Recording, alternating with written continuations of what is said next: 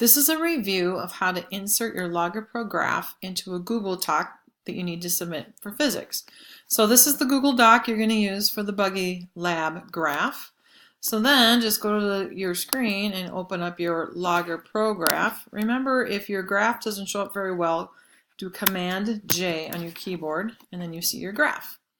So now to do a screenshot of the data set and the graph, do Command Shift 4 on your keyboard.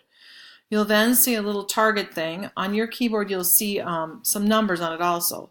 Bring it up. I always start in the upper left. Click on your touchpad, hold it down, and then drag across to the bottom right. Make sure you've covered all your graph. Let go. You hear that click? You've now taken a screenshot. So we'll minimize that LoggerPro.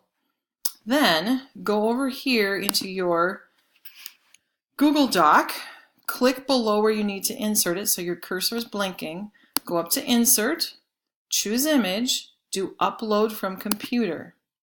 It should go to your desktop. The top screenshot is the one I just took, so double click on that, or you can click down here and open when you have it highlighted. And there is your graph. Now the one you need below is your total distance graph. So pretend this was one that I had to change, so that would be total distance. We'll just do velocity squared. So I get a linear graph. Make sure you've done the linear fit so you see the slope and the y-intercept.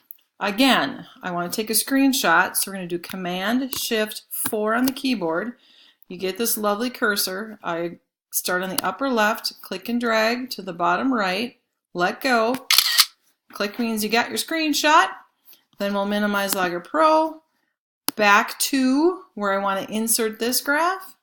Again, go up to Insert, Image, Upload from Computer. And because this is the last one I just did, double click, and there it is.